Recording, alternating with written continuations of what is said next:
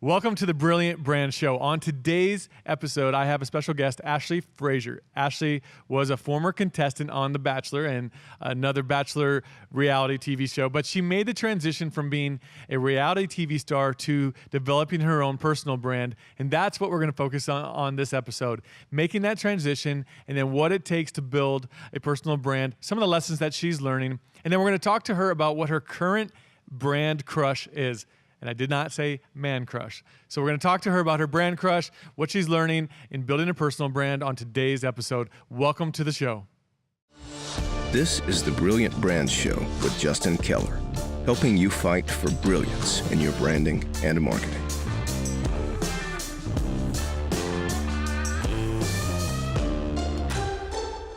The Brilliant Brand Show is powered by Circle 50 Create. All right, welcome to the Brilliant Brand Show. I'm Justin Keller, your host, and I'm excited for this episode. I've got a guest with me today, Ashlee Frazier. Ashlee, it's good to have you here on the show. Thank you for having me. I appreciate you joining me. Of course. So some of you, at least my wife, would know you from being on The Bachelor. I first would have heard you kind of in the background, just in my ear, because I don't want to admit if I've ever sat and watched a full episode. But Ashlee has been on The Bachelor, Bachelor in Paradise, Bachelors in Paradise. But Ashlee, before that, was actually started her own business, and she had something else going. She's not just a reality TV celebrity or star that you would know of. And so we're not going to focus so much on The Bachelor. I'm sorry, ladies, but we're going to focus more on just what it took for her. First, she had a business before. You know, what's some of the things she learned doing that? And then after her stint on reality TV, she launched her own brand again. So Ashlee Frazier, a personality brand. And so that's really what I want to focus on with you today, is just talking through helping people a lot of people are trying to build a personality brand. I think, there's a lot more opportunities, right, for us to put out what matters to us and even make a business out of that. So we're going to talk through some of that transition. But I only know what I can either see. People only know what they can read or see. So how about you give yourself a better introduction maybe than I gave you? Okay, sure. And tell me just real quick what it is that you do now. So before I started building my name brand, I actually had a personal organizing company where we would go into homes and we would organize them a lot of them were higher-end homes. So we would go in and organize their kitchens, closets, pantries, a lot of build-outs. People would remodel their homes and we would go in and kind of organize that. So I've always had this entrepreneur spirit. And then I went on The Bachelor. And from that, of course, I spent a lot of money on The Bachelor when I went on the show, because I loved fashion. And I knew if I was going to be on this platform that I wanted to be able to show my style. And not that I ever in a million years thought it would go anywhere. I just knew I didn't care if I had 2 hours on this show. I was going to look the very best for 2 hours. So, and believe it or not, that kind of spawned this crazy web of fashion and design and all the things of my life that people somehow, for some reason, wanted to know about. And I came back home and I met this girl who actually brought up the idea of starting a blog. And honestly, I had heard about it. I wasn't really even sure how it worked, what it was. And she said, you just have this avenue that you need to be able to give people what you're wearing, what you're doing, about your life. People are going to want to know, and you should try to monetize that. So I thought, well, why not give it a try? And immediately, it just worked. And so that's kind of where I've been at the last 3 years, have been building this brand of Ashlee Frazier. Yeah, so with the Ashlee Frazier brand, what are you doing specifically with that? So at first, the blog started off with just fashion, because that was the one and only thing I could think of at the time. And from that, I started getting into fitness. And then every time I would post fitness things, sometimes, well, I say always sometimes, but people loved it. People wanted to know about my fitness, and it kind of spawned into something. And so then I thought, okay, well, people are wanting to know more about my lifestyle versus just fashion. Yeah. So I ended up kind of taking the brand from fashion into a lifestyle brand. So let me ask you this, because I think a lot of us, I know myself being one of those, would say, it's hard to kind of put yourself out there. You know that maybe people will care about this. Maybe they will. Did you ever have those moments of just being human where you like doubted, who am I to put this out there? Who am I to talk about what matters to me? It's interesting. I kind of just go back to my analytics when it comes to finding out what it is that people like to know. But yeah, it's a difficult thing to be so exposed by millions and millions of people, and then to reel that back in and find just kind of your niche and where you want to focus on.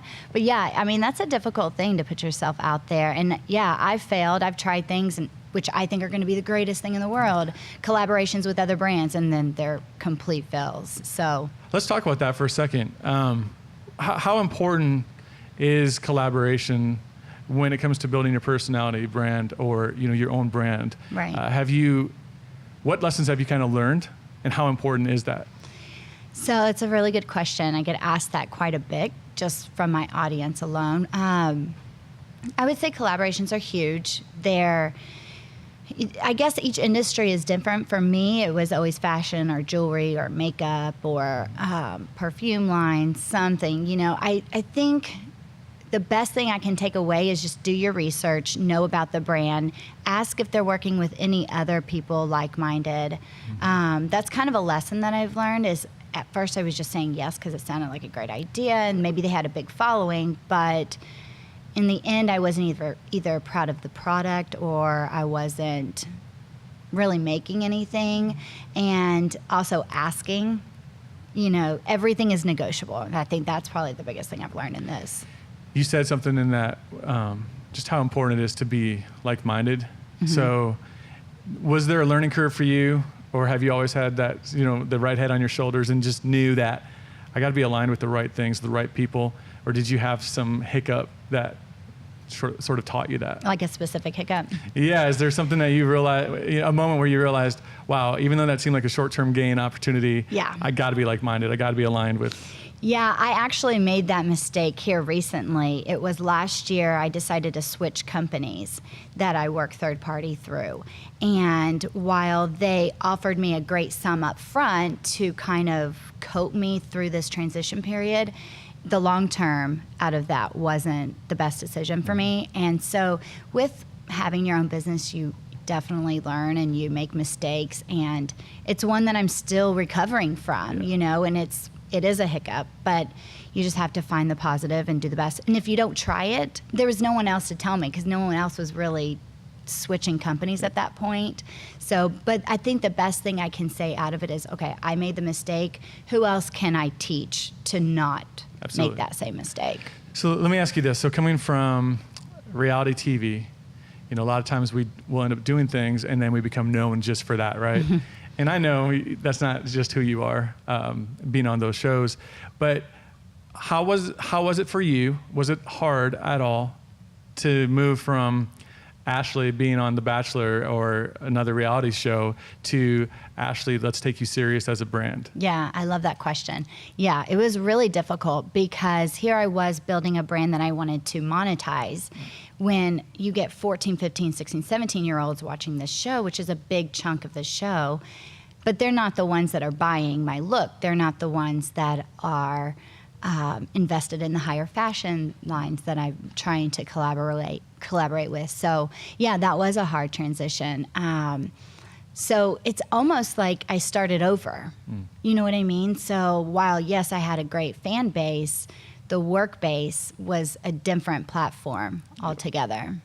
What were some of the things that you, let's think through someone that they might have a brand, they might be working for someone, let's say right now. They have their own company, they're with a company, but they want to start their own thing. Maybe they even have some credibility inside of their industry. And so they're just known for, let's say, one thing, but what they want to do is completely different. What are some things that you think you've done right to help establish the true brand, not just Ashlee, the reality TV brand? Well, I think the first thing I would say is save your money. So eventually you can take the leap of faith and go and follow your passion with all your heart. I think that that's the biggest thing. I think it's just taking risk. I mean, you have to follow your passion. Following your heart and knowing exactly what it is you want, and know that with that, there's going to come a little bit of failure with that. And don't be afraid and don't give up. I think that would be a big thing, because there have been times when I'm like, this is over. I can't do this. This is too difficult. But you just keep pressing forward and conquer those. Yeah. So along with that, has it been important for you to leverage the credibility that you've had inside of something else too? Yeah. Well, one thing I've done was I've kind of dropped the Bachelor name. Yeah. While, yes, it gets my foot in the door, whenever I go meet with people, I don't talk about it. I don't bring it up, because my business is separate than The Bachelor, right? Yeah. So I want to build that, and I want to be known as an influencer that can go to these fashion shows and people want to know what I'm wearing, and people want to know my look or what I'm doing outside of The Bachelor. So I think that was a great leverage for me. That could be with any industry. Someone could be in oil and gas, but they want to do fashion. Well, maybe kind of start talking about what they're wearing to work every day, and its consistency with that too, because kind of use where you are as a platform and then keep moving forward. I think that's so smart. I mean, I think about it myself, even in our business. I was on staff at a church for so long, but I took that and use that to start a business. I think it's just a reminder that we can't get so caught up on the end picture that we see. Like you probably see something huge for your brand, right? Yeah. And it's frustrating not to live in that end result yet, but being smart enough to know that what if I just take what's in front of me?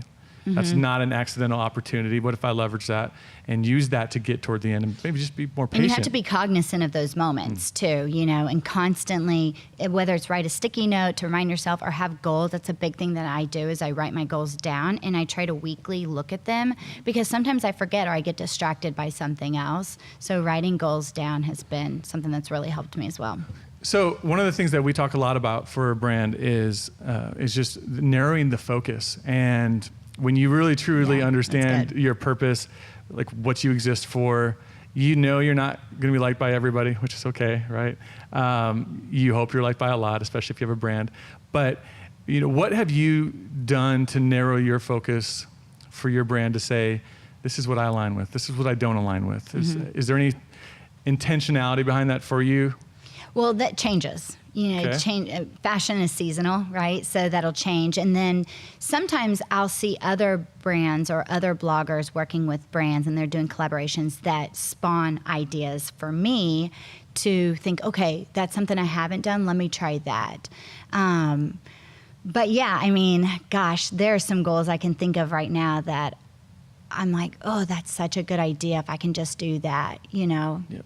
So you have a line that one of the things I loved about interacting with you and you being so gracious to come on the show was, I think email is one of the most important forms of communication now for an organization, a brand, or anyone, especially since it can be misread so easily. Yeah.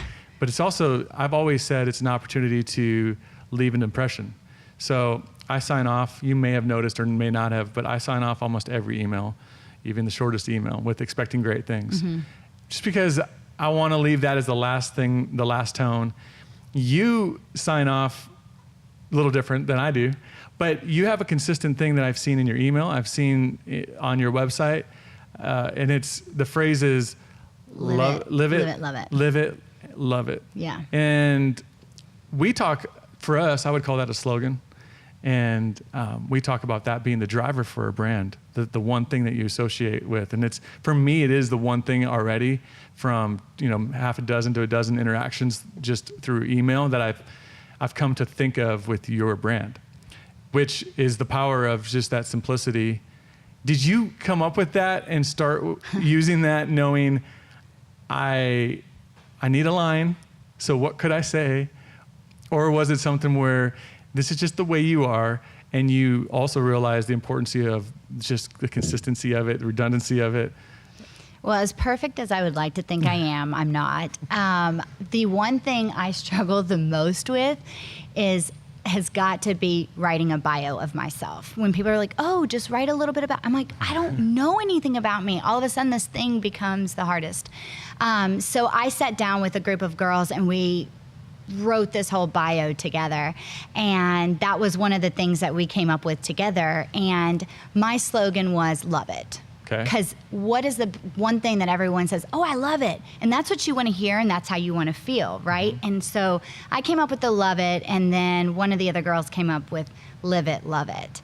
And so it's kind of stuck from there. But the theme behind it is you want to live it to the fullest and you want to love it to the fullest. And if you do that, you're obviously passionate about what you're doing. And if you're living it to the fullest and loving it to the fullest, there's no way you can't succeed. I love it. See? No pun intended or pun intended. We were joking earlier about dad jokes. Yeah. Would that have been one of those? That might have been a dad joke. Yeah. I'm all right with that. That's okay. So that line, let's talk a little bit about that though, as far as, do you use that consistently, knowing I want this to be what people remember with our brand, whether they know everything or not? Or is it just kind of, you've done a good job accidentally with that? I think it's been an accidental. Because it's been brought up many times in the past, and I'm like, oh yeah, I almost forget that I use that tagline. Well, I love it. So. And I think it's great for you.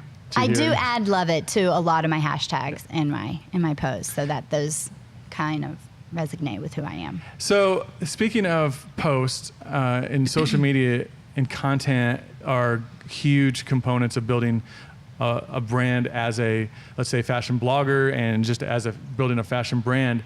Your audience is living on. Instagram's a huge audience for you, correct? Yeah. Is Snapchat at all? Snapchat is big. I don't work as much on Facebook as I probably should, because now Instagram has eliminated the whole idea of going to Facebook separately. So now you can just hit the buttons and it spreads out automatically. So, with social media, what would you say you've learned is most effective? Has that evolved and changed since you started your brand? Right. First of all, when I got off the show, I didn't really have social media for the most part. I didn't really get into it. It wasn't my thing. I probably used Instagram for filters only. And then I opened it up, and then that's why I would say probably my numbers are a lot lower than the average, which I don't actually hate because the show was on.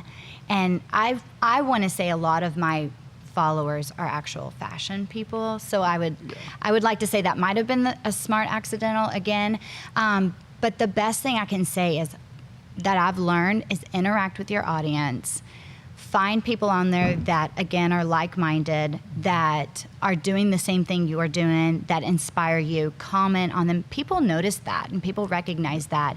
And the more you engage with your audience, the more response you're going to get, and the more brands are going to like that, because then they realize you're an interactive person. And so even if it's, I do this one thing where I wake up in the morning and I find the top 10 people that I like on my feed, and I go comment and I like, comment and like, and I find something positive to say to them that's maybe sets them apart from the other post. And you're talking about that, for instance, Instagram specifically. So people that you would want to follow you? Yeah. No, or that I'm already following, but it's just engaging back and forth. So you're making it a point, just to kind of reiterate this, because I think this is a great takeaway. You're waking up with one of the first things you do, maybe after coffee? Actually, before I even get out of bed. Oh, no. I'm like, oh. You're doing it in bed. Yeah. That's so funny. Yeah. But you're making it a point, being intentional, to interact with 10 people that are part of your, let's say, community online, right? Mm-hmm. And they're people usually that I'm following. So it's just letting that person know, hey, I'm here. I like what you're doing. I like that look. Yeah. For my brand, that's an early morning thing. They're all up in the morning. And then right before bed, everyone's posting. And then they're kind of going back over their day or whatever they did. So that's even inside of that, just knowing your audience, right? You know your audience really well. Oh, yeah. And so knowing your audience, instead of blasting stuff at noon every day, you're hitting morning them and evening. And especially with Instagram, I think that's an important little tip right there is, you got to think through. I know they're limiting as far as who you see, how many times you see them. Right, which is so frustrating. Yeah, let's put that aside. Just knowing if they are seeing you, timing that, knowing when are they probably looking at their phone. Right. That's so smart. And a lot of people nowadays, even when I'm in meetings with other bloggers, I'm also noticing that they get notifications when someone comments. So commenting and sharing your opinion with someone is really crucial when it comes to building a brand. And even going to those hashtags is great. Going to the front page of Instagram and it shows you people that you may be interested in. Go in there and interact with those people. That's how I've gained a lot of followers, is just by interacting with them. Human. Yeah. Online. I mean, it takes time, but that's part of my business and that's part of my brand building. Okay, let me ask you this, because I think that's a good point that you just made there. It takes time. Mm-hmm. Do you think it's possible to build the brand that you're building, or others that are trying to build, especially a personality brand, without making the time for social? Do you think that component is crucial? Absolutely. You do? Absolutely. Even being on Instagram, which is such a platform, don't be afraid to reach out to these people just because they have 100,000 followers, because you never know what can come from it. How do you balance this struggle that I think maybe we all would have, which would be, you look for the person who can do something for you, right? So when you're building your brand, it'd be easy to try to find someone that you think, oh, they've got enough followers, they've got this audience, I'll do things for them because they've got this for me. How do you approach just that part of life? I love this because I think this has been something that I've strived to do, and I forget to do it from time to time because it is a very selfish thing to want to build my brand and want to be successful within Ashlee Frazier. But one thing I've learned is when you ask someone, how can I help you? Is there something I can do to help you? That always will come back to you, and they'll remember that. And it may not turn into anything, but they will always remember that kindness, and that will always resonate with people that they tell. So it's like going to a restaurant having a bad experience. Well, if you have a bad experience, who are you going to tell? You're going to tell your closest friends, right? And then they're going to, next time that someone else wants to go to that restaurant, they might say no. Same thing with helping and building your brand. Helping other people would be something that I would highly recommend doing. If you pay it close enough attention to maybe someone you're going into a meeting with, or someone that you do want to collaborate or work with, if you can find, it's not being negative and you don't have to point that out to them, but if you can find where you feel that they're struggling or you feel you can help them, bring that to the table. And you don't have to be ugly about it and say, oh, you're not succeeding at this. If you can find a positive, sweet way to say, you know what, I'm really good at this. Can I help you in that area? Because I think I could really launch that section of you guys. So kind of what you're alluding to and you making a point of is, I think it's important that you are confident in who you are, what you bring to the table. Someone taught me this a long time ago. My dad, actually, we talked about our dads a little bit ago, but my dad taught me why we don't fix everything in the house. He's like, well, because that's someone else's job, and if you did everything, they wouldn't have a job. Right. And so what's important to know, and then you've got it, but is having that confidence that I've actually got something to offer worth getting paid for. I think that's another thing. Just don't be afraid to ask. Yeah. So my question for you, I mean, you seem like a confident person, but has that been a struggle for you to learn? It's okay to put myself out there as a solution provider. There's a gap here between what they need and what they've got. I can fill that gap. For me, it's been a trial and error. I didn't know to do that. No one told me that. So for me, it's where I've actually, maybe I used it a few times just out of the kindness of my heart, thinking like, man, I'm really good at that. I could help them. And then it's worked for me. So I've known that, oh, okay, that works for people. And then they want to help me in return. And if they don't, that's fine. At least I did something. I left a good mark with them. So I think that, yeah, that's one thing is to, I haven't always been great with that. But the more you hear it and the more you practice it, the easier it comes to you. What I wanted to ask you next would be, it's interesting because you would be a personality brand that you could Google and you could find stuff about. Some of the people out there that are building a personality brand, whether intentionally or by default because of their position, they're in the spotlight. And one thing I've seen with leaders that are in the spotlight is they're constantly dealing with what other people are saying about them. And that, and it's funny because I've seen some really confident leaders change their course or their decision based on something they read on someone's tweet about them or something. So I can only imagine that you haven't always had everyone say something perfect about you, unless you're the angel that is written in your bio. No, I'm just teasing. Yeah. My question for you would be, how do you deal with seeing negativity, if there are negative comments, whether I don't know if anyone ever tells you, you don't look great in that, or I don't love that, or that post was terrible. How do you deal with negativity and the feedback that you're getting being a brand in the spotlight? Man, that has been probably the hardest thing. You know, I was thrusted into this whirlwind of an audience that I didn't know people could be cruel. And I never went to Kim Kardashian's website or her Facebook and saw the negative comments or Instagram. So I had no idea what that would feel like. It never even crossed my mind. I thought, oh, everyone's going to like me because I'm not a hard person to like. And when you start to get those, it definitely breaks you down. But over the course of time, I've just surrounded myself by positive people.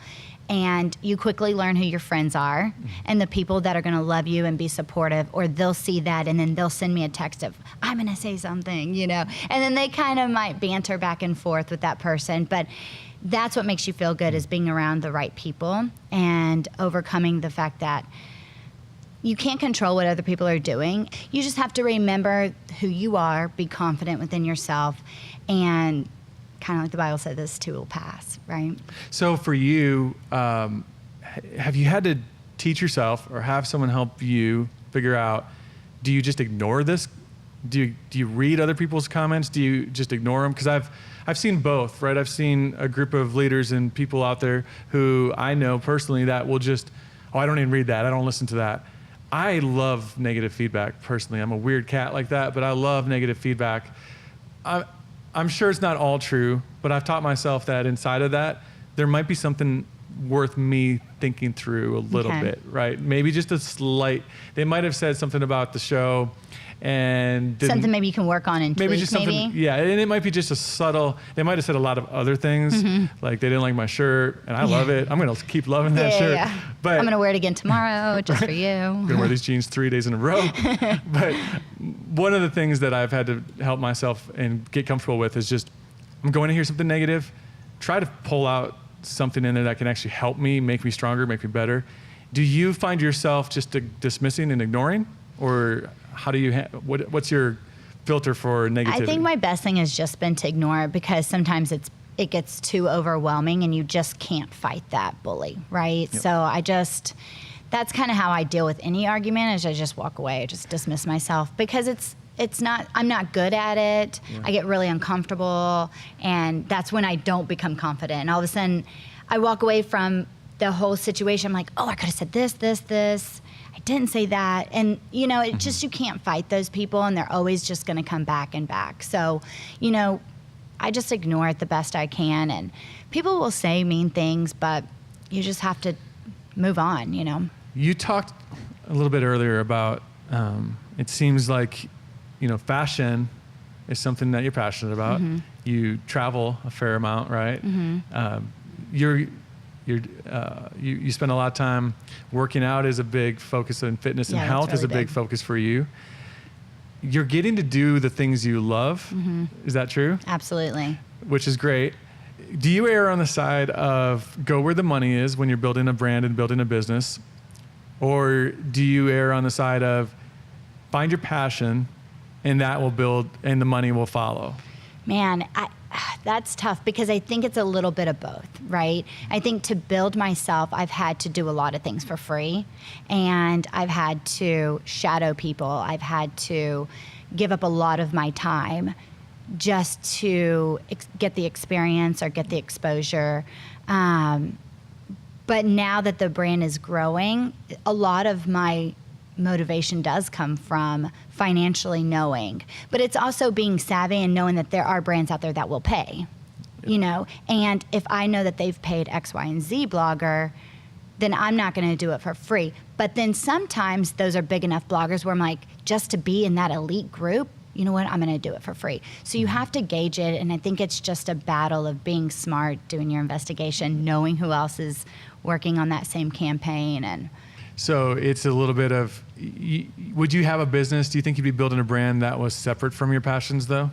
No, absolutely not. So it at least passion. has to, I think everybody differs on this to some degree, but I'm a firm believer in you're going to hate doing a lot of the things that you have to do, even while you're doing a lot of things you love doing. And in certain seasons, you might be doing more of the things you hate and just a little bit of what you love. Yeah. But if you keep working your butt off but there's an end result, right? Yep. And so while I think the trade-off for me was before I was making X amount of dollars and I could guarantee that was coming in versus now I have the freedom of my time, right? So talk about that though, because I think that's the struggle that a lot of people have with that might be starting their own thing would be, how did you sort of calculate that risk of going from something you can count on, something you've got coming in, to, you know what, my time's actually really important. That work life, that balance there, the time.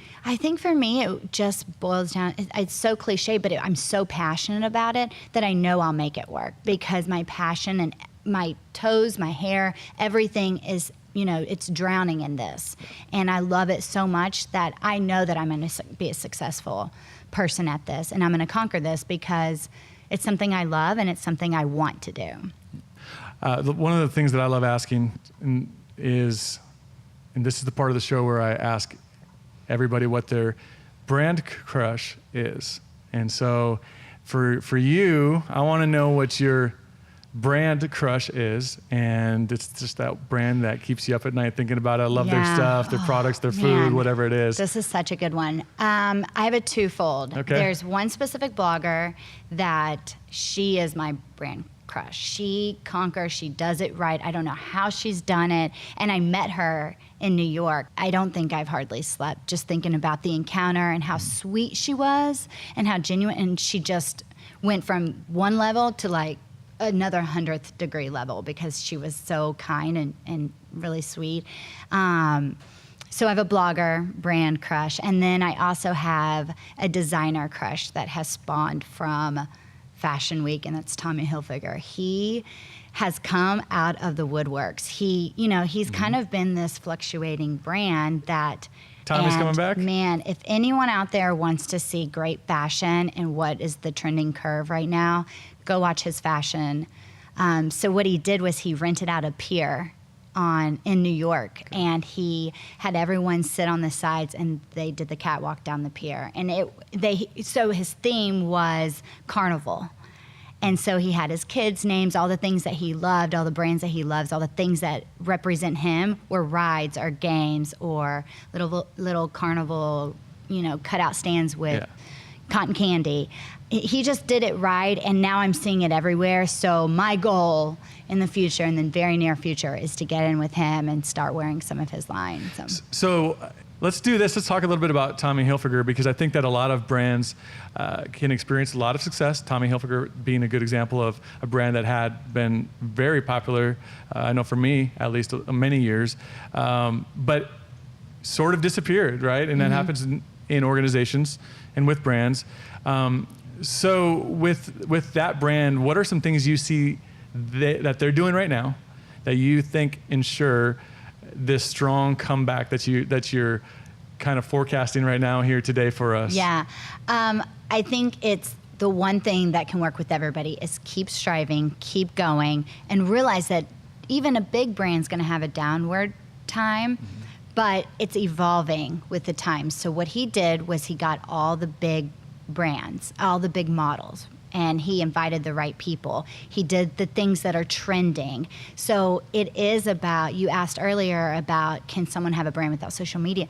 You have to kind of just be with the times, and you have to know what's working for everybody else. You're not gonna be the one person that's on social media that's gonna use social media and not be on it, So you have to evolve your brand and what you're doing with the times. Yeah, absolutely. So being willing to take a risk, reinvent yourself, evolve.